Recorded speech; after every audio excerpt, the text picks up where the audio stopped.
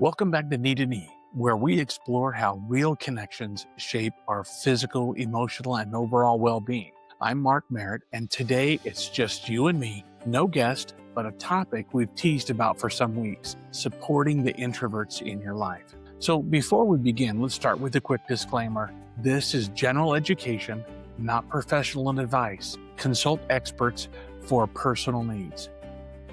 All right, then let's dive in. Why connections matter so much and what introversion truly is. Neurological, actually, not shyness. And signs you're with an introvert. Today, I'll be presenting several studies along the way to help us better understand.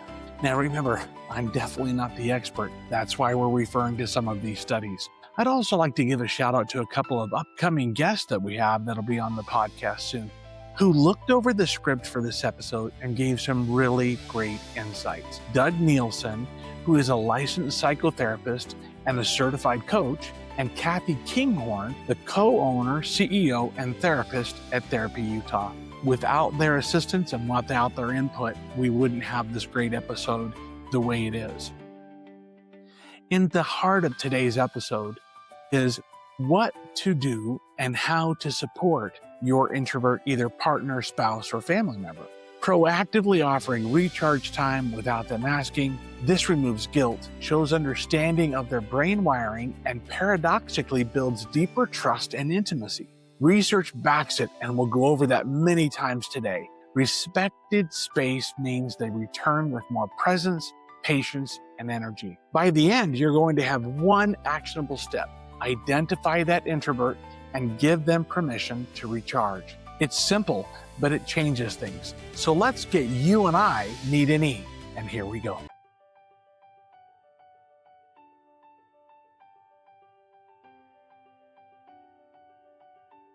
Welcome back, everyone, to another episode of KneeToKnee. We have a special episode today. It's one that we've mentioned a couple of times over the last few weeks.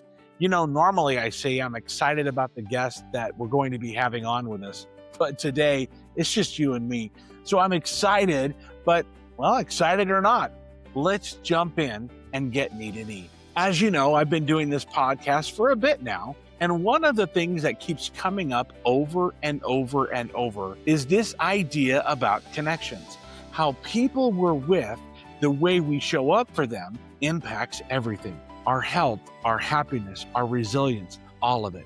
Today, I want to get into something that's probably affecting someone listening to this right now. How to support an introvert spouse, partner, or family member. The irony is that not only are there several close people to me that identify as introverts, I'm one as well. Yes, I know that might seem odd that I host a podcast, that I do public speaking, and I'm a professional sales guy, and I'm an introvert. But I can assure you that that is true, and by the end of today, you'll be able to see that as well. Recently, when I was chatting with my mother about these two episodes, the previous one about how-to for introverts, and this one that we're recording today, her comment to me was something along the lines of, "Mark, really? We all know that you are one." Like, I didn't know I was an introvert before we had that conversation. So before we dig in today, I thought I understood it, but I was wrong. The science here is actually pretty cool, and it might change how you see your partner, so stick with me. In this episode, we're going to discuss several areas. Some of the science around introverts, a myth about introverts, what happens to relationships when we understand it and we get it right, what an introvert brings to the relationship, some practical things that you can do, a specific message for someone who identifies as an introvert, and the last thing that we're going to talk about today is self-care. And that's the don't forget to put on your oxygen mask first conversation. So let me start with the neuroscience, because once you understand how all introvert brains actually work, everything else just clicks into place. And if you're married to an introvert, this is going to help you get your head around why they need what they need. There was this psychologist, her name is Dr. Marty Olson Laney. She was one of the first people to really dig into why introverts and extroverts are so different. And here's the thing, it's not about shyness. It's not about being antisocial. It comes down to how their brains process this neurotransmitter called dopamine. Now, dopamine, and I know almost all of us have heard of it, that's the feel-good chemical, right? When you're at a party talking to lots of people, dopamine gets released in your brain. For an extrovert, that feels amazing. They want more. Their brain is literally wired to seek out that stimulation. More people, more noise, more energy. That's what makes them feel good. But to an introvert, they're different. Their brain is more sensitive to dopamine, so they need less of it to feel satisfied. Which means, and this is the important part, too much of it actually overwhelms them. It exhausts them. And then after their nervous system starts looking for something else. That something else is called acetylcholine. It's released when the parasympathetic nervous system activates. Now that's the rest and digestive system. And the acetylcholine creates happiness for introverts during quiet time. Reading, thinking, being alone with their thoughts. These aren't things they're using to avoid. These are things that literally make their brain chemistry feel good. So when your introvert spouse needs alone time, they're not rejecting you. Their brain is seeking the neurochemical balance it needs to feel well. It's like sleep. It's like eating. It's essential. And here's the thing else that blew my mind when I read about it. Brain imaging shows that introverts use more oxygen and glucose in their frontal cortex. That's the part of the brain that does problem solving and abstract thinking. They also have longer neural pathways, which means their brain is literally built to pause, reflect, and analyze. That's not a weakness. It can actually be their superpower, and that's how they're wired. Now, I want to address something that I think causes a lot of problems in relationships, and I'm going to be pretty direct about it. A lot of people think that introverts don't need connection. They think, oh, they're introverted. They probably prefer to be alone. I shouldn't push them to socialize. That sounds reasonable, right? But here's the thing. That's actually wrong, dead wrong. I found this research, a study that looked at 949 people during the pandemic, and researchers specifically asked, do introverts benefit less from social connection than extroverts? And the answer was no. In fact, when introverts were cut off from their social networks, they experienced worse outcomes than extroverts in the same situation.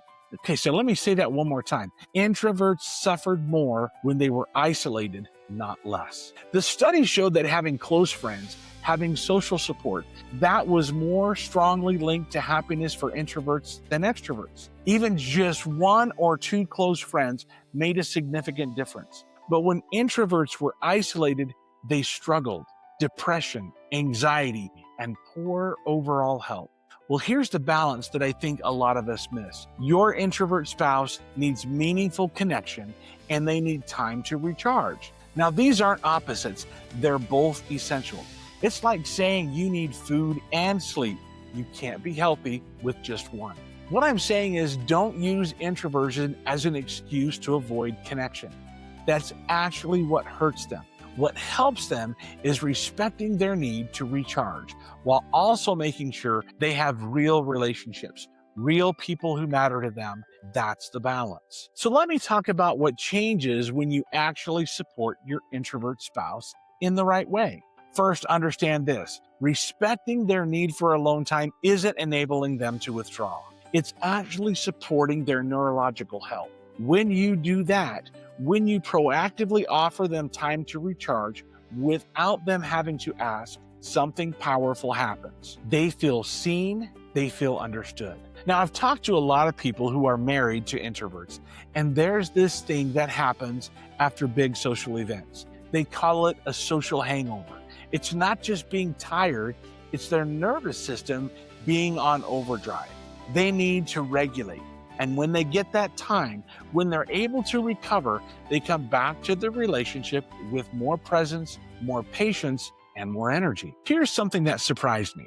Quality beats quantity every single time. And I know we've heard that in a lot of places around, but it really applies here. It's not about how many hours your spouse spends with friends. It's about having a few close friends and feeling supported. A study showed that 1 to 4 hours a week with friends was just as good for their well-being as 5 or more hours. Quality matters way more than quantity. As a partner, you don't need to ensure they're socializing constantly. You can help by supporting them having meaningful relationships and recovery time. That's it, just those two things. And here's the thing that really got to me. When you respect an introvert's need to recharge, you actually unlock something in them: resilience. They process things more deeply through reflection. They're actually more steady in hard times because they have this natural tendency to think things through. By supporting their recharge time, you're not just making them more comfortable, you're supporting their strength, their superpower. Okay, let me flip this around for a second, because your introvert spouse isn't just sitting there needing support. They're bringing real strength to your relationship. They remind us of the beauty of silence, that we can be seen and feel connected without any conversation happening. A squeeze of the hand, a look, a shared smile has just as much power to connect as words. Here's a few things that your introvert spouse brings to the relationship. Active listening, genuine attention. I have found that introverts listen with intention. They notice things. They pick up on emotional cues that other people miss. In a marriage, that means your spouse probably sees you in ways that you don't even see yourself, and that's a gift. Emotional attunement. A lot of introverts are incredibly tuned in to how people are feeling. They sense things. In a relationship, that means a partner who knows when something's wrong before you even say it. That's powerful. Thoughtful communication. Introverts pause before they speak. Their words tend to be deliberate and meaningful. In conflict, that can actually prevent a lot of escalation. In intimacy, it creates depth. It creates real conversation instead of just noise. Loyalty. Introverts might have smaller circles, but those relationships are marked by deep commitment. If your spouse is introverted and they're with you, they've chosen to invest deeply in you. One-on-one intimacy. Introverts excel at building emotional connections. They want to truly know you and be known. That kind of one-on-one depth is something that a lot of extroverts have to work harder and harder to achieve. And here's something that's kind of beautiful. Introverts tend to keep up with large friend groups less often. The quality of those relationships isn't compromised at all. In fact, when we share personal thoughts, feelings, or vulnerabilities, the core building block for creating emotional closeness and trust, over time, those relationships deepen. Your introvert spouse is probably capable of deeper intimacy than they're getting credit for. All right, so if you're an extrovert with an introvert spouse, what do you actually do? Here are some things that have helped other couples. Number one, stop waiting for them to ask. Proactively offer them alone time. Say something like, hey, would you like to take the evening for yourself? Really, what that does, it removes guilt. It shows you understand. It's not about rejecting you. Another thing you could do is explore with them what recharge actually looks like. For some introverts, it's solitude. For others, it's time with one close friend. For others, it's a specific activity. Ask them what helps you recharge best, and then listen. Now, along those lines, you could ask your spouse this: if you had a magic wand in our relationship that you could help find balance between alone time and together time, what would that look like on a weekly basis? Now, I don't want an answer right now, but I'd like to follow up in a couple of days and see what you've come up with. And then be sure to follow up. The third thing that you could do is plan social activities with awareness. If you're going to events together, be the social buffer. Handle the small talk. Introduce them. Have an exit strategy or an exit signal if they're feeling overwhelmed. Offer compromises. Attend some events together, skip others, and leave early from some. The fourth thing you could do is invest in one-on-one time. Your introvert spouse probably feels most connected during deep conversations, quiet time together, or one-on-one activities. Listen differently during those conversations. When they share, allow for pauses before you respond. That lets them know they have a space to respond in their style. These might actually energize them more than large social connections. Number 5, celebrate their efforts. Introverts often step outside their comfort zone for the people that they love. When they do, acknowledge it, notice it. They're making real effort. And the last thing here is understand that it is good for both of you. When your introvert spouse gets proper rest and recovery, they are more present with you, they're more patient, they have more to give, and your own happiness is connected to supporting theirs. Now, for the introverts listening to this, your need for alone time is 100% valid. It's not selfish, it's not a character flaw, it's how you were built. But here's what I want you to hear. Don't use introversion as a reason to avoid connections altogether. You need meaningful relationships. You need to feel seen and known. That's not an introvert weakness. That's being human. The goal isn't to force yourself to become an extrovert. It's to find the balance that works for you. Close friends, regular but not constant social engagement, respected time to recharge. That contribution is what research shows leads to your well-being. If you're with a partner who doesn't understand your needs, help them understand. Share some of this with them. Supporting your introversion is actually a move towards the relationship. It creates room for both of your styles to exist instead of forcing one of you to shrink. Now, before we wrap up, I want to talk about something that's just as important, and this might sound a little bit counterintuitive, but stick with me. You know that safety instruction on airplanes, right? The one that says, if the cabin loses pressure, put your oxygen mask on first before helping anyone else. Well, a lot of people hear that and think, well, that's selfish. How can I put my mask on when my friends or my kids or my spouse needs help? But here's the thing. If you don't take care of yourself first, you're no good to anyone. You can't help them if you've passed out from oxygen deprivation. It's not selfish, it's survival. And the research on this is actually really clear. When you neglect your own self-care, when you spend all your time supporting your introvert spouse without taking care of your own needs, something happens. You burn out, you get exhausted, you get resentful. And that resentment, your partner feels it.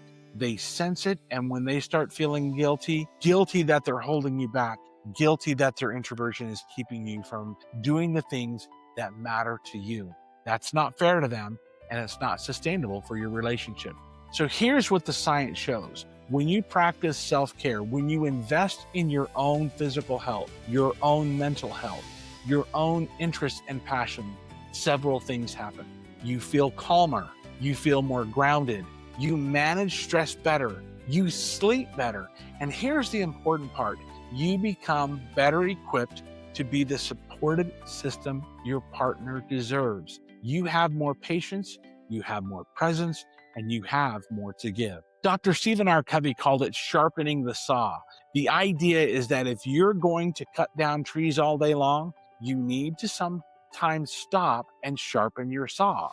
If you don't, you'll work harder and harder with a dull blade, getting worse and worse results. But if you take time to sharpen it, when you get back to work, you're more effective, you're more efficient, you accomplish more. Your life is the same way. You need exercise, you need hobbies, you need time with friends, you need activities that fill your cup. Not because you're being selfish, but because when you're filled up, when you're taken care of, you also have much more to give in the relationship. And here's something else. When your introvert spouse sees that you're taking care of yourself, that you have your own life and your own interests, it actually takes the pressure off them. And you don't have to worry that that they're holding you back. You don't have to feel guilty about their introversion, and that they can see that you're thriving, that you're happy, and that their need for a long time isn't derailing your life. In fact, research on couples shows something really interesting. When both partners prioritize their own well-being, when they both practice self-care and maintain their own interests, the relationship is actually stronger. There's more happiness, there's more connection. I know it sounds backwards, but it's true. So here's what I'm saying. Don't skip your gym time so you can stay home with your introvert spouse. Go to the gym. Take your hobbies seriously. See your friends. Do the things that refuel you, because when you do, You're not being selfish. You're being smart. You're setting yourself up for the best partner you can be. Your spouse needs a healthy, fulfilled partner, not someone who's burned out and resentful because they've neglected their own needs. So sharpen your saw, put on your oxygen mask, and take care of yourself. And in so doing, you'll actually strengthen your relationship more than you may yet realize. So here's what I want you to take away from this. A couple quick things. First of all, always realize that introvert extrovert is really a sliding scale. There's no one that is purely extrovert and there's no one that is purely introvert, at least that I know of. We fall somewhere on the scale. I kind of call myself a hybrid because I can do a podcast and speak on stage, but I still need to recharge and spend alone time. So if you're on the sliding scale towards the extrovert, your partner needs alone time is real and important. Respect it, support it, and know that when you do, you're not sacrificing your relationship, you're strengthening it. If you're more on the sliding scale toward the introverted side, remember, you need connection and recharge. Both are essential. Don't settle for a relationship that doesn't allow for both. The research is clear on this.